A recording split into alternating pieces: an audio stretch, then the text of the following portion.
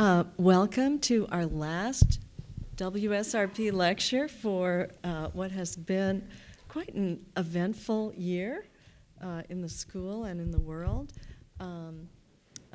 It's really a pleasure to have the chance to introduce Jennifer Leath today, who's been an incredible contributor both in the Carriage House and around the school and the university. Jennifer came to us from the Institute for Research in African American Studies at Columbia University after completing her doctorate at Yale. She did stop here for her bachelor's degree at Harvard a couple, 2-3 years ago, before going on to her Master's of Divinity at Union Theological Seminary. She is an interdisciplinary scholar of ethics, African American studies, and religious studies, and she completed her dissertation entitled Make a Difference, Afro-Diasporic Ethics of Childcare Work and Activism, which has fed her work and which we'll hear some resonance of today. One of the really interesting things about her background is her interdisciplinary reach and openness. She has participated since 2009. She became a participant in the Harvard Womanist Buddhist Consultation here at the Divinity School, and she subsequently published Canada and Pure Land, a New Field and Buddha Land, Womanist and Buddhist Reading Together in Buddhist Christian Studies. And that does give you something of an idea of her openness to dialogue, in which she's really been a leader here at the school during the year at a critical moment, leading a reading group entitled Racial Justice in Relief, Movements, Texts, and Strategies, together with a number of our students and others at the school. I'm very pleased to announce that when she leaves here, she'll be starting a new tenure-track position at Leath School of Theology, where she will be Assistant Professor of Religion and Social Justice. And it's hard to think of a better person to fill that role. So I'm thrilled to introduce Jennifer. Her topic today is Queer the New Black, U.S. Afro-Diasporic Sexual Justice.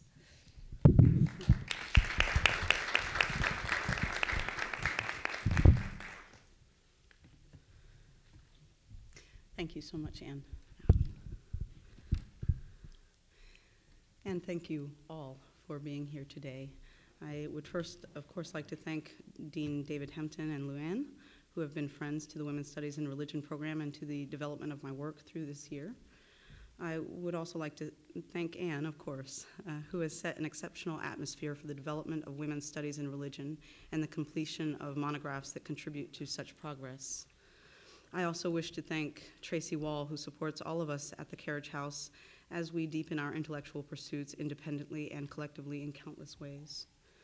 Finally, I would like to express my sincere gratitude to Rosalind Hackett, Yakir Englander, Allison Moore, and Anila Dalitsai for the various ways your intellect and collegiality have strengthened my work throughout this year. Surely I could thank so many of you gathered here today for your encouragement and support through the years. Having met many of you at life's intersections before today, I am inspired by the ways that you intuitively and thoughtfully demonstrate and cultivate a make a difference ethic through your intellectual pursuits, and especially through the study of race, religion, and/or sexuality. This afternoon, I'd like to direct your attention momentarily to the handout that is being shared with you now. On one side, you'll see terms for reference that provides a visual aid to understanding the term womanist and the term queer. Also, you'll find to the side a quote from Evelyn Hammond's in Black Holes, and that is familiar from her 1994 text, troubling the term queer, especially for Black subjects. And then on the other side, you'll find is Queer the New Black, some key points that will be made in this lecture, and a brief outline that will help to guide our time together. And then a review of some terms that should be familiar to those of us who have done any moral reasoning, some ways of approaching moral reasoning, as well as some forms of justice that might be useful to think about as we engage in a deeper conversation on the meaning and significance of queering justice. So this afternoon, we gather under the shadowy debris of Baltimore's fumes and ashes, where communities continue to respond to the particular injustice of Freddie Gray's murder, as well as a sense of ongoing systemic injustice pervading the Baltimore area and beyond. The disproportionately high impact of police brutality among Afro-Diasporic people and communities in the United States is undeniable. Race and class, that is Afro-Diasporic or Black and poor, seem to be the two threads that unite those experiencing and responding to such injustice. With such a backdrop, the difficulty and demand are not an explication of the relationship between Black and queer, but rather an explanation of the relationship between Black, or U.S. Afro-Diasporic, a term I use interchangeably with Black in order to signify the complexity and diversity of Black bodies in the United States, and justice. It is in the latter relationship between Black and justice that we are reminded of historical and present injustices, the illogic of which converges on individual and collective perceptions of and perspectives on skin color. It is in the latter relationship of Black and justice that we are reminded that the linguistic and existential assertion of Blackness, when systemic efforts have been made to annihilate or neuter Black people and communities, is an act of justice-making. In fact, such linguistic and existential assertion can be an expression of restorative, distributive, and procedural, if not also retributive, justice. The very subject of Blackness finally reveals an ontological claim, even if ontological Blackness, so to speak, is not the claim that is made. This is an ontological claim that, when challenged, demands defense, demands justice. This is an old but true and present Black. Thus, even as we begin to unpack the fundamental question this lecture poses, is queer the new Black? We are mindful of the ways in which this question is already answering itself in the hearts of those who struggle as a matter of personal ontological integrity and as a matter of research interest to understand race and what Higginbotham has termed the meta-language of race as it presently operates in and beyond the United States. For some, race, racial injustice, and the attending demands for racial justice are a clear priority. For others, it is sufficient to assert that race, racial justice, and the attending demands for racial justice are distinct from other cultural categories and the injustices and justices that characterize the expressions of these categories. Whether distinct and the highest priority, or simply distinct, to the extent that race, racial justice, and demands for racial justice still present theoretical and material crises, Black is still Black. Yet, through this lecture, I will argue that while queer is not the new Black, and thus does not supplant racial discourse, we might strategically and occasionally conceive of it as another Black, or alternatively, a Blackness. Similarly, though not the same, Black might be conceived of as another queer, or a queerness.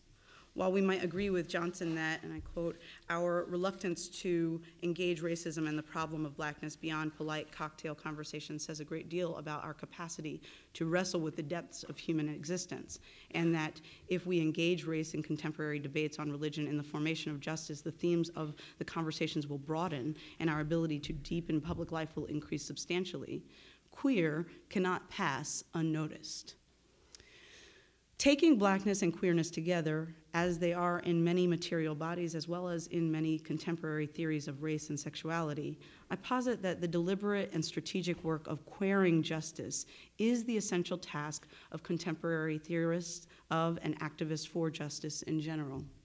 And so, a U.S. Afro-Diasporic sexual justice emerges. Through this lecture, I invite you to consider one angle or approach to social justice generally and sexual justice in particular through a portion of my initial book project, Make a Difference, Afro-Diasporic Ethics of Childcare Work and Activism. The initial task of this lecture is to offer a discursive sketch of Afro-diasporic religion as a subject that is similar to the subject of religion and sexuality as a tradition ultimately concerned with the justice-making of the existential affirmation of Afro-diasporic human subjects. And the second task of this lecture is to engage the voices of two activist organizers particularly involved in working to organize childcare providers in Brooklyn. These two activists who joined and helped organize a movement of childcare providers for better pay, better benefits, and fuller state recognition inform a broader discussion of queering justice as an ethical concern and objective for the particular Afro-diasporic communities of childcare providers and activists whom I engaged for my research and beyond. Ms. Sandra Namani and Ms. Velotis Jenkins, pseudonyms for those activists involved in the childcare movement who are included in this lecture, not only embody a make a difference ethic, but have also reignited such an ethic in me. And so, though it may be unconventional, I certainly hope that the voices of Ms. Namani and Ms. Jenkins will inspire you as they have inspired me. Recognizing that making a difference assumes theoretical and or practical engagement in public spheres, please allow me to highlight three critical tasks for the intellectual and practical work of queering justice that will serve as second-order ideological umbrellas for this talk. First, queering justice is expressed through the initiation of research and activism from the conscious particularity of self, recognizing that the work of justice, the work of religion, the work of doing ethics, especially womanist ethics or a queered ethics, and the work of being ethical all begin with the particularity of the first subject, that is, the studying, researching, and or writing scholar here. Second, queering justice is well expressed through the reorganization of research and activism such that research and activism see and hear and reflect back images and voices of the hyper-invis-audible, a term that we'll talk about a bit more later, thus expanding archives of knowledge. And then thirdly, queering justice is well expressed through rigorously developed synthesizing critical analyses that transform wanting theories and praxes of justice into imaginative, innovative sites of living, breathing, thinking, and practicing beloved community. These relatively familiar tasks of Black religious studies will guide this afternoon's lecture as we consider queering justice in light of trajectories of Black religion, gender, and sexuality. Queer particulars. So that none of us are wondering for long, E. Patrick Johnson introduced the word queer to the study of Black queer studies through his 2001 essay, Queer Studies, or Almost Everything I Know About Queer Studies I Learned from My Grandmother. In this essay, he offers the following as a queer etymology, with apologies to Alice Walker.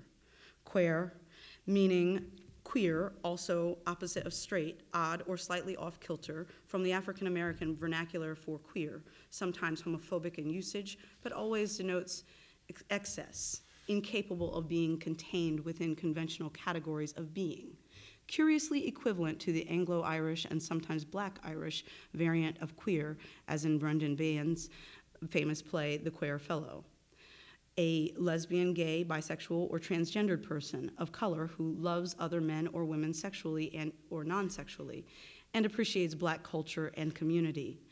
One who thinks and feels and acts and sometimes acts up, committed to struggle against all forms of oppression, racial, sexual, gender, class, religious, etc. One for whom sexual and gender identities always already intersect with racial subjectivity. Queer is to queer as reading is to throwing shade. Though the defining contours of Johnson's queer etymology do not offer a verbal form as we think together about queering justice as essential for understanding the contemporary task of Black religious and sexuality studies, allow me to describe the particular work that queering does in general and to justice in particular when queer is transformed from a noun to a verb, and queering becomes an act or set of acts that one can perform. Queering, first, sets a thing off kilter, like syncopation interrupting a steady beat or a minor note in a major tune. When sometimes used pejoratively, promotes exclusivity in favor of that which is deemed normal by a hegemonic dominant majority culture and against those individuals' behaviors and qualities that do not fit. Demonstrates the way that all things exceed current noetic and ontological categories. Again, queering matches one's identification as a lesbian, gay, bisexual, or transgender person of color with love for Black culture or community. Queering is thinking, feeling, and acting in the struggle against all oppression, and fourth, demonstrates the connection between gender, sexuality, and race. Fifth, queering reads situations deeply instead of simply throwing shade or projecting dismissive attitudes toward that with which one disagrees or that which one dislikes. Thus, to normatively queer justice is to awaken visions and expressions of justice that insert off-kilter blue notes, troubling epistemological and ontological certainties or arrogances, with primary perspectival regard for the subjectivity of LGBTQ persons of color who love other people and appreciate Black culture or community, in a way that is holistically committed to the struggle against all oppression, in a way that reflects the connection between gender, sexuality, and race, and in a form that engages deeply. So queering Afro-Diasporic religion, when we think of what it is to queer Afro-Diasporic religion and bracket the term queer, that evokes the Black queer subject, and queering as those actions that affirm the Black queer subject and the socio-political economy that sustains her in order to further explicate the term queer and the idea of queering justice, I would like to invite us to collectively recollect the familiar and troubled terrain of Black religion as Christianity. As we know, Afro-Diasporic people in the United States constitute one of the most religious ethnic demographic groups in the United States, with an overwhelming majority of Black folks also identifying as Protestant Christians, and many of these being members of historically Black churches and or denominations. And this, however, in Albert Raboteau's seminal text, Slave Religion, is troubled in the sense that we find that the prevalence of Christianity among Africans thrust into diaspora in the United States, even after generations of slavery on this soil, was really far from inevitable. Christianity among Black people in the United States was far from inevitable. Even as late as the second decade of the 19th century, the majority of slaves, and here I'm quoting, remained only minimally touched by Christianity. More than a nostalgic appeal to a pre-Christianized Afro-diasporic identity within the United States, this is a critically important fact that must contextualize any constructive work with respect to contemporary Afro-diasporic Christianity or religion within the United States. It is also a fact of which I remind others and myself whenever I have the opportunity to do so. Specifically, in pausing on the significance of Black religion as Christianity, we were able to better evaluate the validity of our central question as such: is queer the new Black? On one hand, we are invited to explore the ways that Black religion as Christianity echoes the paths of moral authority and infrastructure of sexuality as the central subject of Christian ethics. And then secondly, on the other hand, we are invited to explore the ways that Black religion is more than Christianity, such that an alternative telos of Black religion is revealed, one that is not merely Christian telos. Specifically, this alternative telos is one that emphasizes the material significance, the mattering of Black subjects as human, with an emphasis on the ways that being is doing, and that both together are justice-making acts. Two, as various terms of our discourse are bandied about, Negro, Black, or Afro-diasporic, Christian, religious, or and ancestral worshiping, homosexual, queer, or queer. An acknowledgement of Afro-Diasporic Christianity's newness reminds us that these terms are not to become intellectual idols or fetishes, but vehicles toward the justice of being, or to put it differently, doing being. When we acknowledge and emphasize the relatively recent conversion to Christianity among Afro-Diasporic people in the United States, Afro-Diasporic Christians,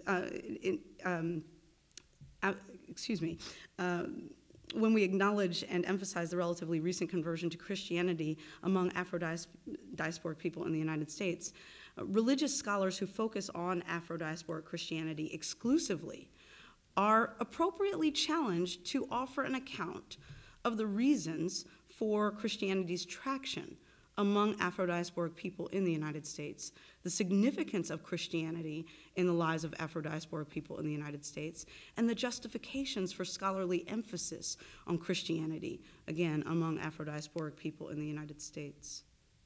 More specifically, religious scholars who focus on Afro-Diasporic Christianity as it is manifest here cannot avoid a robust account of the category and significance of race. In the same way that Mark Jordan explores I quote, the transfer of power over sex from churches to states, according to the Foucauldian parables distilled from Sexuality and Power and History of Sexuality, with respect to race, we ought to identify and interrogate the spaces of authoritative racial discourse and evaluate the extent to which power over race may have been transferred from states to academy, and especially religious academy, and perhaps back to states again.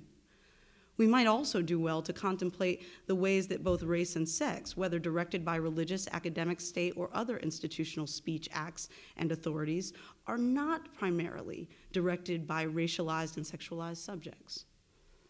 The hope Jordan observes for Christian teaching about sexual matters is closely related to the hope of Christian teaching taking responsibility for speech regarding race. And here I quote, "Theology needs to tell where the inherited categories have come from and how far they have been deformed in being secularized.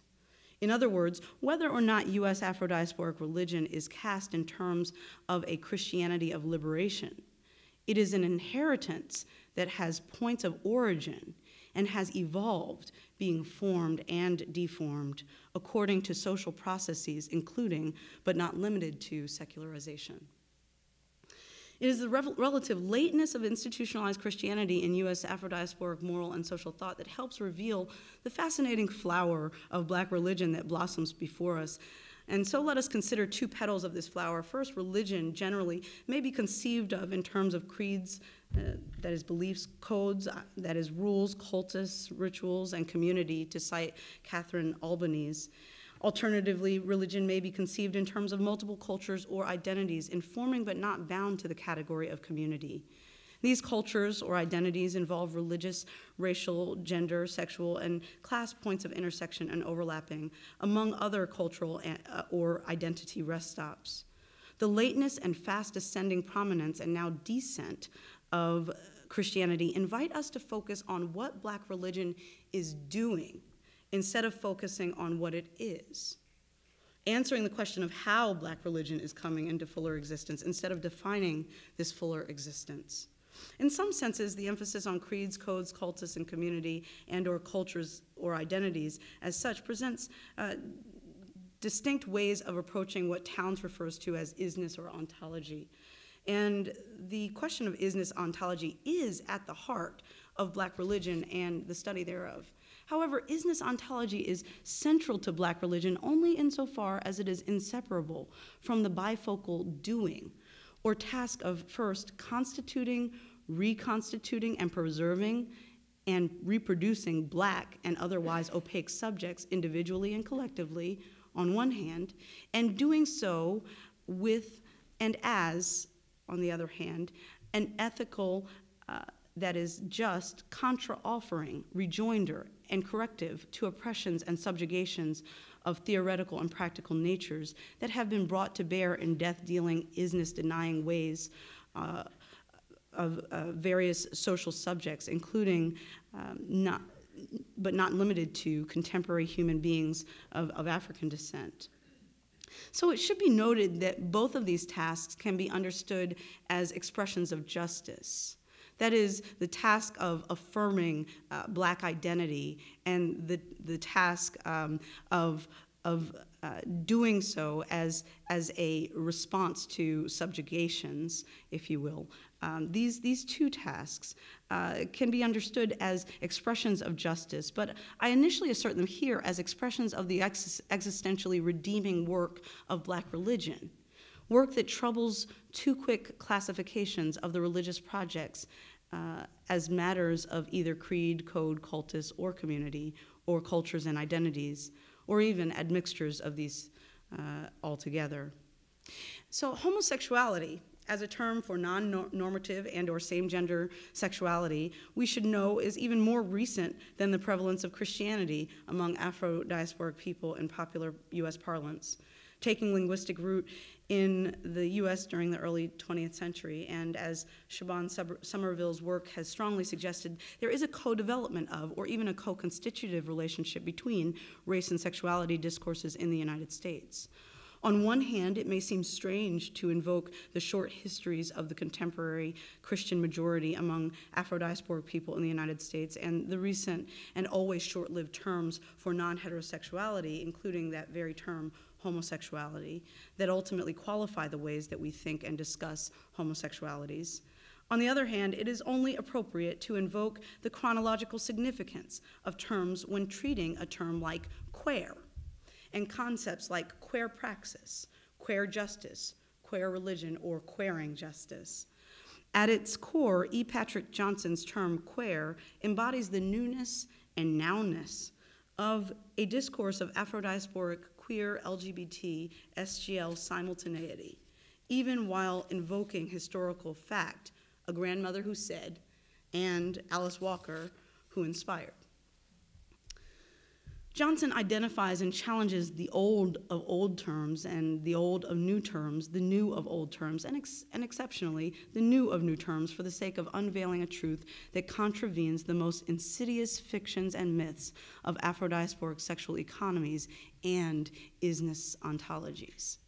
Thus, whether Negro Christianity or homosexual, whether Black religion or queer, whether Afro-diasporic, ancestrally focused worship, or even queer, every term and its content is subject to queering for the sake of a truer realization of justice. Queer, like its womanist forebear, is at its best more concerned with its methodological contribution to justice-making than it is with its epistemological foothold. Queering justice emphasizes method, that is, the method of queering, as prior to being, that is, being queer. My queer self.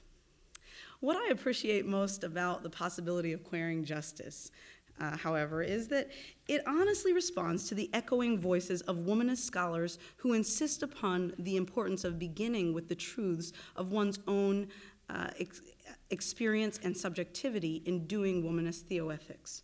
E. Patrick Johnson theorizes, performs, and practices out of his self-articulated particularity as a Black gay man.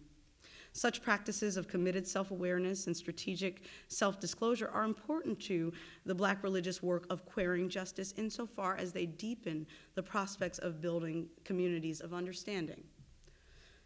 This was a lesson I especially learned through my research with FURY, Families United for Racial and Economic Equality, and a conversation with one of the organizers who was particularly involved in the campaign for child care workers' rights between 2005 and 2009 in Brooklyn. From our first encounter in 2010, Ms. Namani had a strong critique of the staff at FURY. One of the ways she expressed this critique was through a criticism of 2 of the 5 staffers' sexuality. She critiqued one gay Jewish man and one queer Black lesbian woman for the ways that they failed to connect with the community. She explained that they seemed scared or disinterested when it came to the work of going door to door to mobilize people for protests and various justice campaigns. The way that she expressed this critique included homophobic slurs that she softened with stories of how supportive she was of her gay nephew and his sexuality, and how there had been other queer organizers at Fury who had done much better. The complexity of Ms. Namani's perspective on sexuality, however, did not fully unfold until she asked me one day, after many interviews and extended time together, "So what about you?" Once I indicated that I was queer and dated mostly women, Ms. Namani opened up. "Oh yeah, I have a girlfriend." She explained that she had a female friend that is sex, and I'm quoting here, sex is only one way to access or embody friendship, with whom a friend, and they're quoting Jafari Allen, but a female friend with whom she occasionally has sex. And this was later in the same conversation in which she similarly described a male friend with whom she occasionally has sex. As if picking this conversation up where it was left off in that conversation, several weeks later, over the phone, she lamented with respect to her choices of primarily heterosexual intimacy. I'm quoting her here. "I think I would have made some different decisions if I could do it all over." Beyond the fascinating way that she described her sexual fluidity, it was sobering to hear her refer to her sexuality as a choice already made, a choice that cannot be changed at this point. Her perspective demonstrated that her homophobic language and ideas could not predict her sexuality. It demonstrated that she was not invested in an essentialist perspective on sexual formation rooted in discourse on nature. It demonstrated that although she felt that she had a choice with respect to her sexuality, she also felt that her sexuality was fixed by the various and consistent choices she had made over time. As revelatory as her robust perspective on sexuality was, it was not as revelatory as how transformative my response to her inquiry about me was to the future of our conversations. While the content of my response surely mattered, the fact that there was intellectual and emotional room for me to respond to her with integrity made a difference to the quality and integrity of Ms. Namani's voice.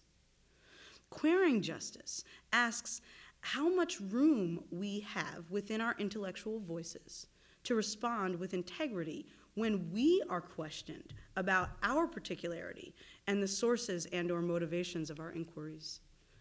The participant observer is invited to be full in presence, but subdued in the sense that the light of the participant observer is not to overshadow that of those whom she wishes to study, whose voices reveal the new possibilities of queering justice. Eclipsing hyper-invisibility. Langston Hughes wrote of justice in this way: "That justice is a blind goddess is a thing to which we blacks are wise.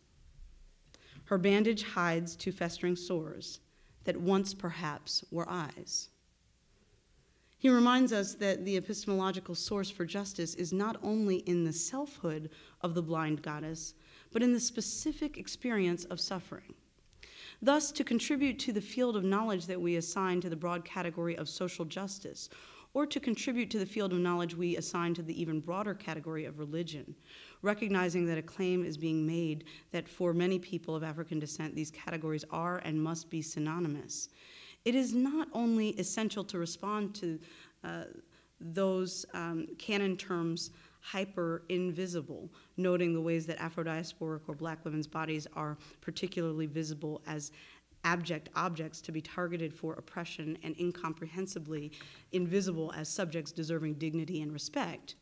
But it is also essential to respond to the hyper-inaudibility of these same Black women. It is according to this sense of how justice is discerned and realized that I now introduce you to Ms. Velotis Jenkins through three of her most instructive comments. And I will pause after them to identify some of the values that we hear from the comments that she made during these interviews, and to inquire about the nature of her work as an activist and organizer. And so if I solicit your responses, I hope that you will participate gladly. It may help to know that, that Ms. Jenkins describes herself as Catholic, appreciating some of the rituals of Catholic tradition that connect her to relatives in New Orleans, occasionally making sacrifices during the Lenten season, rarely attending church, but also hearkening back to certain aspects of her experiences worshiping in a Baptist church in California, where she spent part of her childhood. So first, let us consider one of Jenkins' approaches to religion and culture. She says, "My dad is paranoid schizophrenic and has created his own religion that he wrote on index cards. I've looked at it, but I don't really understand it. I have several stories like that about my father. He got sick recently, so he was like, 'Promise me you'll take this up.' And so I was like, 'Okay.' And he says it was passed down from his godparents. They managed to preserve their religion, you know, like through slavery. So that's not how I understood it as a child. I understood it as my dad wrote a religion down on index cards in pencil. But now I'm fundamentally confused. Like, oh my God, that's amazing. It's not just some random rantings. I have to figure it out." And so when you hear Ms. Jenkins' voice here, what do you perceive as some of the values that she has?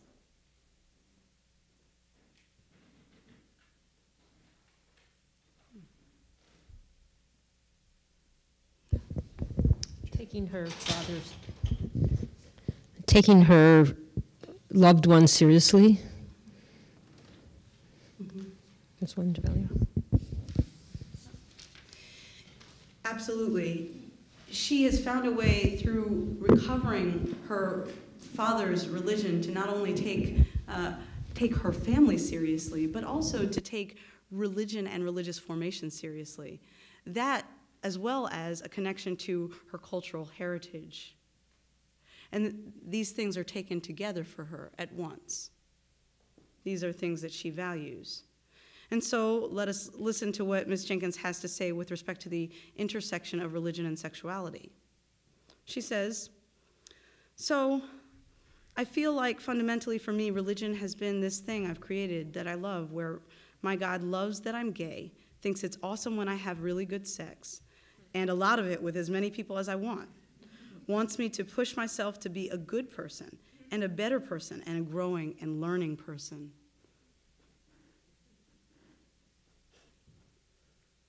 What does she value?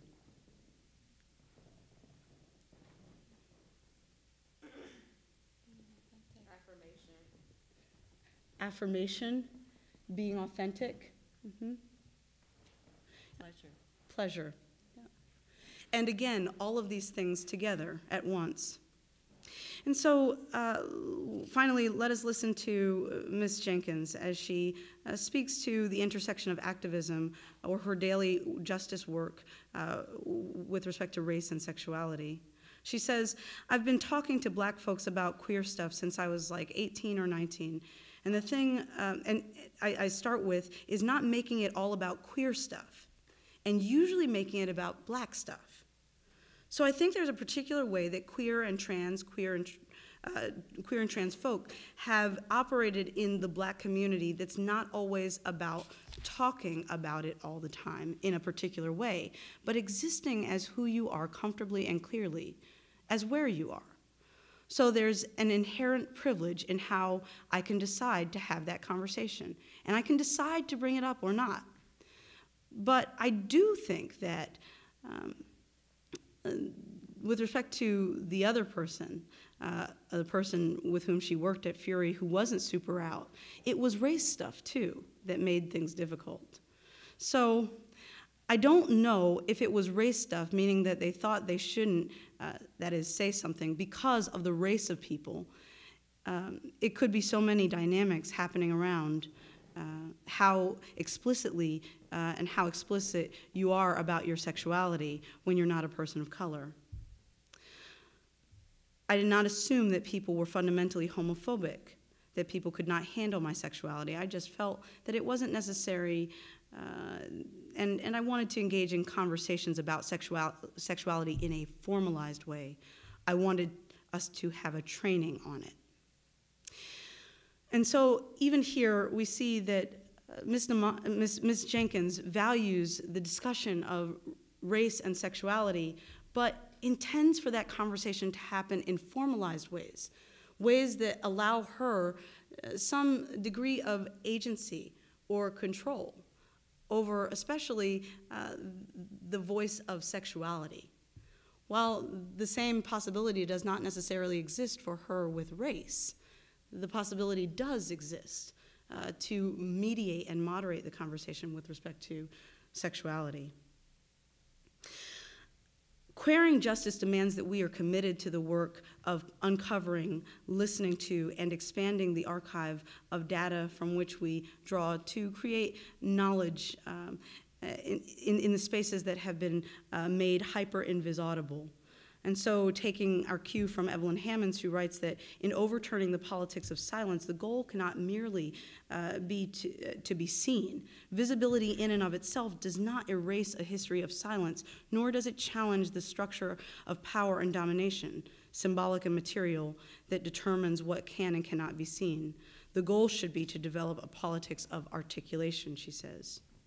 So queering justice is the work of reading the hyper-invisaudible into the record. It is refusing to allow such visions and voices to be eclipsed, but rather recognizing the force of light that presses through the veil. And so there is a crawling back to religion that intentionally invokes the haunting phrase that Charles Long uses. And it is hard to deny that the task of Black religion is a task of crawling back. Specifically, I would argue that this is a task of crawling back into the justice of Black lives, subjugated lives, and all lives mattering. This, however, is a queer task, a queer task. Long argues the oppressed must deal with both the fictive truth of their status as expressed by the oppressors, that is, their second creation, and the discovery of their autonomy and truth, their first creation. The discovery of one's autonomy and truth, dignity, if you will, is characterized as an oppressive aspect of the process of religion. And Long explains, here I quote, "The oppressive element in the religions of the oppressed is the negation of the image of the oppressor and the discovery of the first creation," end quote. This discovery of the first creation of dignity has been channeled through languages of sin and shame, but might be more aptly described in terms of normative dependence and humility.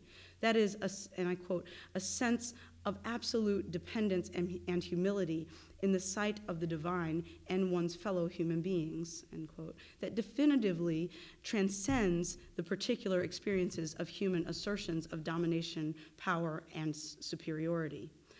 We might even say here that Long has crawled back not only toward a question of human origin, but also an origin of belief that is an origin of belief about oneself. It is here that we must pause to consider what it would mean, what it could be, what is believed, what such believing does when we believe our deviance, specifically a queerness to which all we who are opaque or of the opaque theologies belong. We return to the question of what queering justice as an expression of queering Afro-Diasporic or Black religion is all about. Ultimately, though I contend that Afro-Diasporic religion is queer religion. Navigating the waters of race, gender, sexuality, sex, religion, and political status is never easy. While intersecting identities reveal a complicated weave of subjugated conditions, the best that most people can hope for is majority status or empowered position with respect to the least of one of their identities. Normalcy, respectability, and privilege seem often to be the objectives. Yet, queer and queer religion and queering justice demands a rejection of normalcy, a rejection in favor of deviance. And so Queering justice denies, ultimately, the validity of a veil of ignorance as the point of origin. It is not primarily a matter of distribution of goods. Rather, queering justice follows the lead of Iris Marion Young, where we remember that Young's vision of social justice begins with a concern about the social conditions of women, blacks, Chicanos, Puerto Ricans, and other Spanish-speaking Americans, American Indians, Jews, lesbians, gay men, Arabs, Asians, old people, working class people, and the physically and mentally disabled, among others. Young begins her analysis among these named groups of people, especially because of the ways that they people what she calls the 5 faces of oppression, a categorization that enables a non-reductive, non-competitive, and comparative analysis between different forms of injustice, and includes exploitation, marginalization, powerlessness, cultural imperialism, and violence. Young's vision of justice builds a theory that begins with those directly experiencing the harsh impacts of the faces of oppression, and a theory that cannot be properly founded on distributive principles.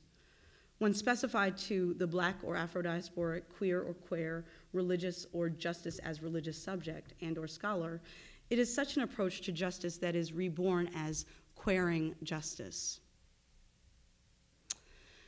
In this spirit, we turn to the Harlem Renaissance autodidact Joel Augustus Rogers, who in his foreword to the first volume of 3 volumes on sex and race, in the first, which was Negro-Caucasian Mixing in All Ages, in All Lands, published in 1941 at the height of World War iterations of Nazism and fascism, we remember that he says these words, he writes these words: "We shall see that mankind began as a single family, that the family circle widened and widened until it broke into segments, and with that came the illusion that the segments were no longer parts of the circle.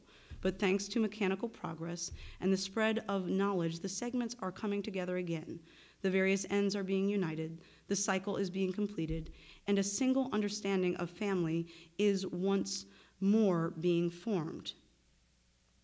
Yet, to really understand what Rogers is getting at and how it is that we come together in this cycle that unites us, there is a question of where we begin. And within this chapter with which Rogers begins in this way, he asks a very significant and telling question. Remembering the depth of our ancestral heritage, regardless of race, Rogers asks, "And what was the moral caliber of all these millions of ancestors?" These millions of ancestors who are part of this cycle, this family that Rogers contends is being brought all together once more. Rogers replies, for the sake of the reader, "The race purist never stops to ask this question." Queering justice necessarily pauses to ask this question of the moral caliber of all these millions of ancestors, and to consider the virtue of balancing theories of justice with queer theories, sensibilities, and embodiments as integral for the most productive futures of Black religion. Ultimately, queering justice leaves us with this clarity: queer is the new Black to the extent that justice and justice-making is the defining virtue and teleological aim of queer, Black, and queer at their best. As we look back, we yet press forward, knowing that we who see and welcome the future have dipped deep into the well of the past. And so we conclude the journey of queering justice this afternoon with some of the voice of the future, as expressed in the words of the character Jamal on Empire, and Audre Lorde's haunting litany of survival. Jamal says, "So what? I'm gay. It don't matter. God ain't made you no better than me. When I pray, he still answers. Maybe you need to get on your knees. No weapon shall prosper. no weapon shall prosper. Your sin ain't no better than my sin. Your skin ain't no better than my skin. And Audre Lorde's litanies of survival. So it is better to speak, remembering we were never meant to survive. Thank you.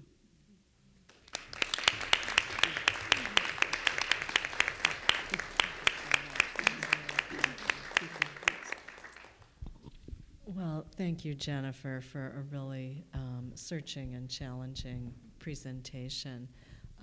I know that some people have 1 o'clock classes, so we understand if you need to meet those, but I hope that we do have till 1:30 for discussion, and I hope you're willing to take questions.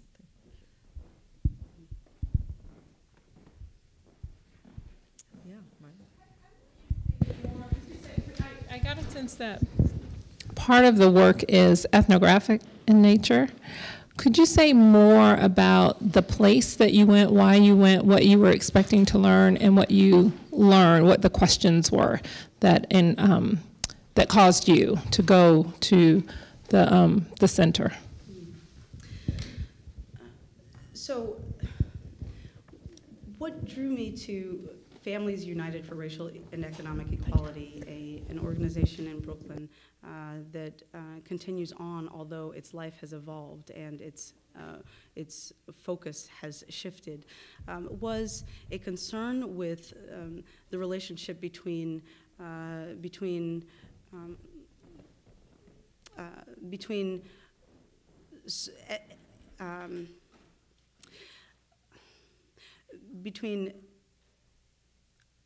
movements for social justice and the particular experience of Afro-Diasporic women in the United States as subjects. Particularly concerned with the disproportionate work that Afro-Diasporic women do in service or labor or care economies, but also interested in the ways that child care, in particular, represents a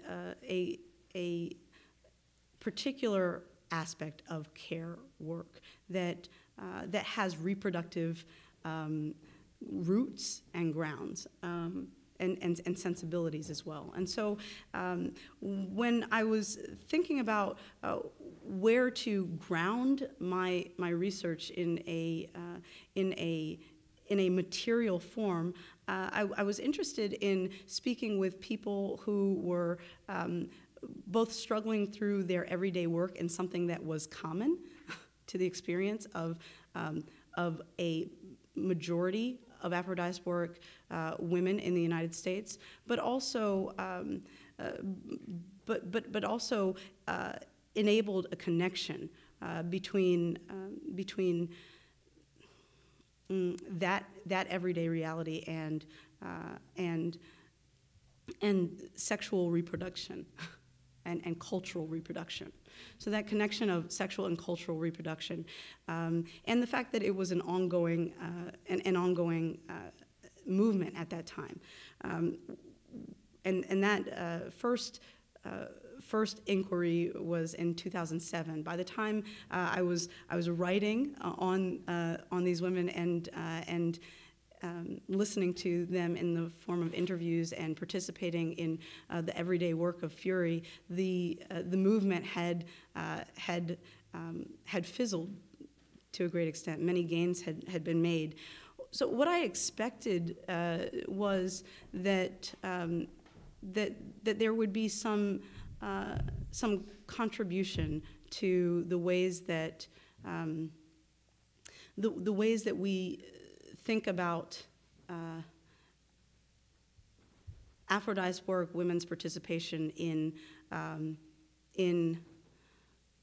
United States economy, and specifically through the co-constitutive relationship of these women's faith, their activism, and their work as child care providers.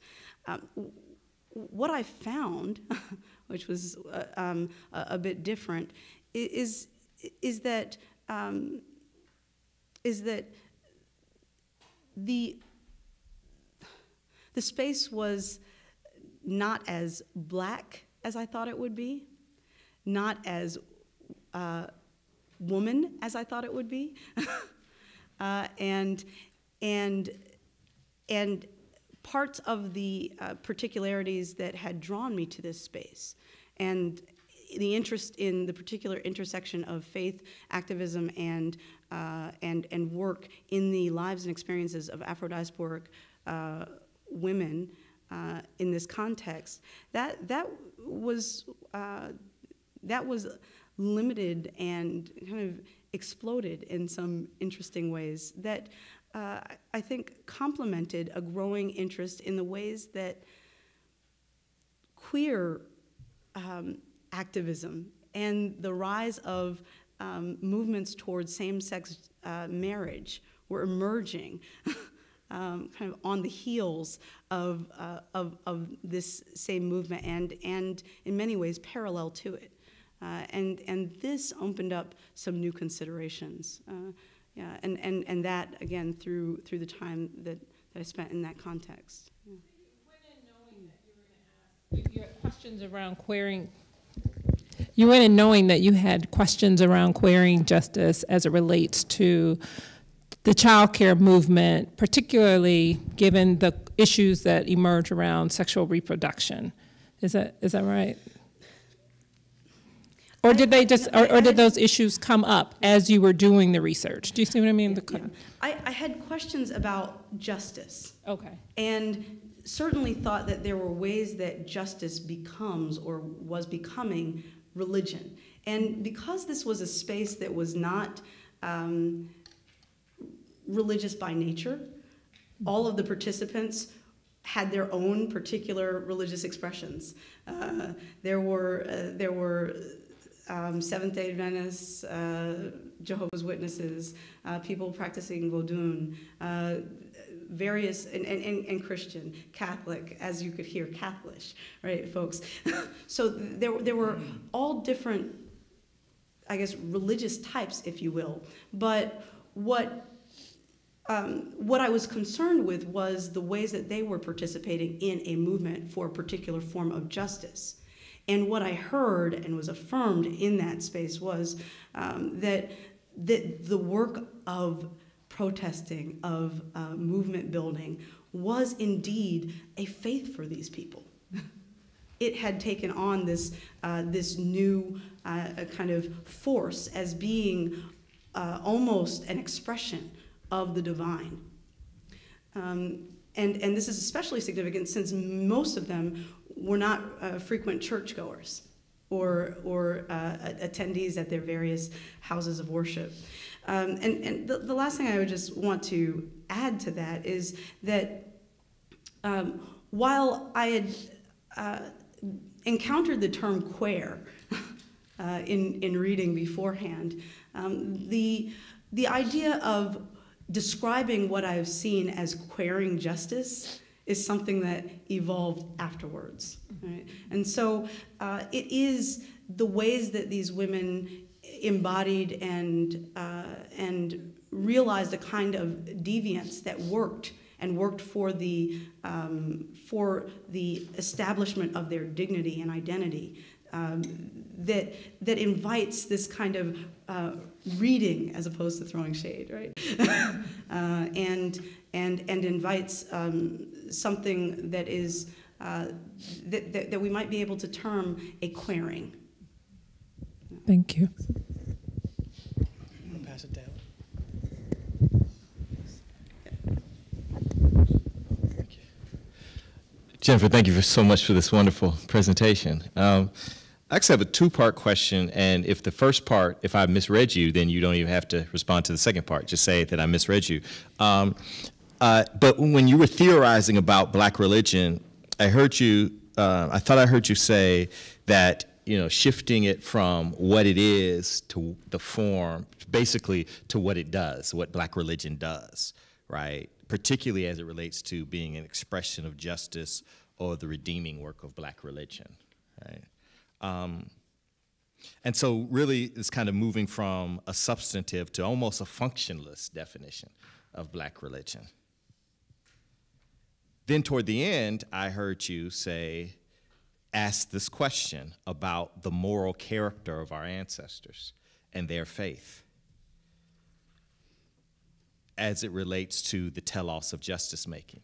So I want to ask from an ethical perspective, if that first part, if this is how you're thinking about Black religion, then what are some of the means that you are using to interrogate the substance of the faith in order to identify its moral character?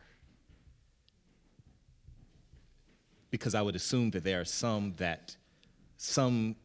faith traditions, some beliefs, some creeds, some values that lead to the sort of justice building and justice making better than other beliefs, values, creeds, and the like.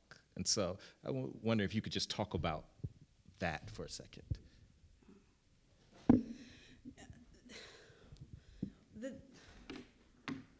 Part of the theoretical challenge that I'm working through with this is that on one hand, this is a virtue-based ethical proposition, where justice is the virtue that we are upholding as primary. But on the other hand, in a kind of consequentialist turn, if you will, justice is also the end. Justice is the objective. Right? And so the measure of the goodness of an act is whether or not it establishes justice. Right? But then in terms of the virtue formulation, if we think that the best of Black religion, the best of queer or queer identity is justice, then the attainment of that justice as virtue is the primary concern or emphasis. And so because of that, there are two ways that the interrogation has to take place. The interrogation takes place in part by discerning the extent to which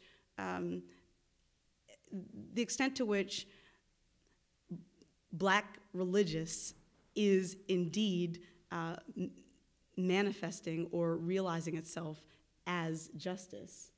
And justice here, I argue, is something probably closest to what Iris Marion Young might describe. Although and again, not primarily concerned with a distributive form, but for me, some of the values that the women I was studying and learning with and from in the childcare movement are instructive here. Right?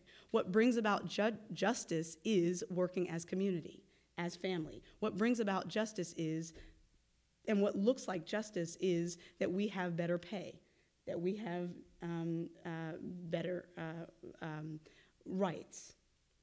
And so that's one of the ways of I think interrogating the moral character. But the second is concerned with the extent to which justice is a virtue and not just an end.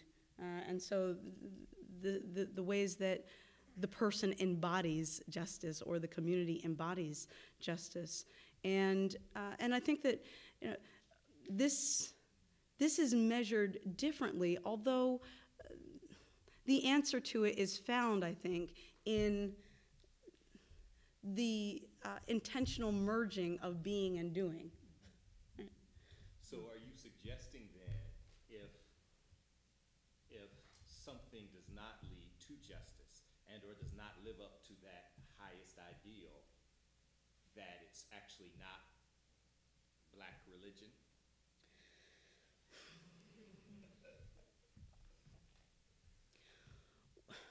Well, I think that It's okay no, to no, say no, no, yes. no, I no, mean, no, it's- no, I'm saying, no. I think that it. I mean, the best way to put it is the distinction between good faith and bad faith, right? So it would be a bad faith manifestation of black religion for it to be otherwise religion, but not achieve or attain or reflect justice. Thank you very much. Quite insightful. And thanks to Anne for making it possible for us to have you with us, at least this year.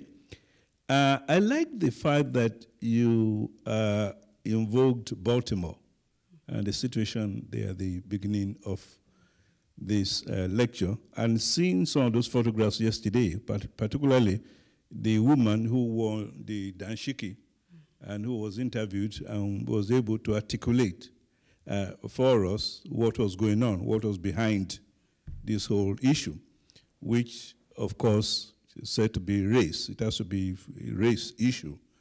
And of course, I imagine that in that gathering, there are, straights and homosexuals and queers and so on.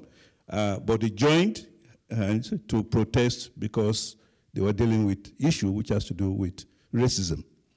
The statement you made earlier on as gay being the new face of America, I quite agree. I mean, sorry, queer being the new face of America is important. But at the same time, I think it seems to me that you are dealing with this whole tension between race and sexuality. And I am trying to determine whether you consider the two to be, well, of course, the two are important, but if in an attempt to make a case for the second, there is almost a kind of an overkill that, of course, which we all do for the sake of our discipline and our thesis. So I'm wondering how you sort of, will respond to that in terms of, I want to make sure I leave here understanding what you're trying to say, particularly when it comes to those whole issue of race and sexuality or race and homosexuality. The second thing is that Afro-Diasporic religion has become very global. It's not just limited to United States. And there are certain societies, Brazil and Cuba, where it's almost the norm to have, homosexuals in the communities. It's not a big deal. In Brazil, in Cuba, what would be a big deal here is almost the norm in this society, in these other places. So what will you now say to maybe young students or scholars who are trying to take your thesis seriously in understanding or even doing their own work, say in writing about Brazil or writing about Cuba? So first, let me just say that I am making an effort to explain what is the same and what is different with respect to discourses on race and sexuality, and doing this in a way that is distinct from an emphasis on the Supreme Court and the ways that it has seemed to privilege one and not privilege the other in its contemporary in its contemporary claims. Right? Instead of that kind of an approach, I'm really looking at what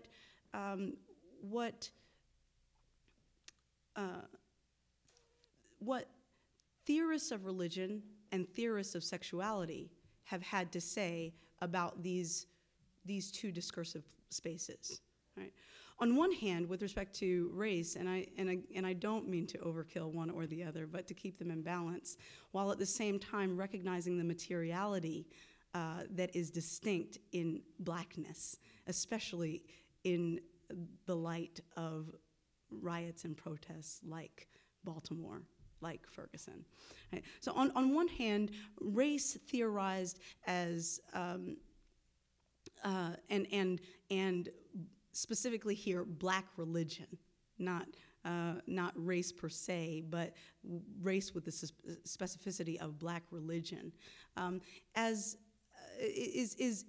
theorized as a recovering of the deviant, if you will, and first self, a human dignity found even in and through shame.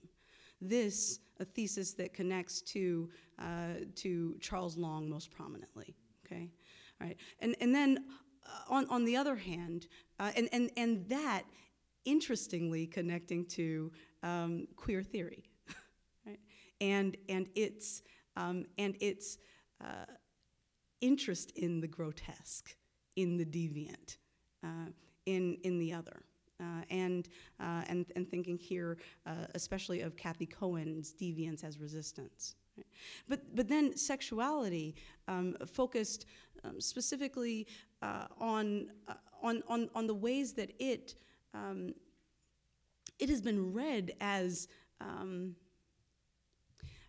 in some ways, the heart of Christian moral teaching, especially if you follow Foucault and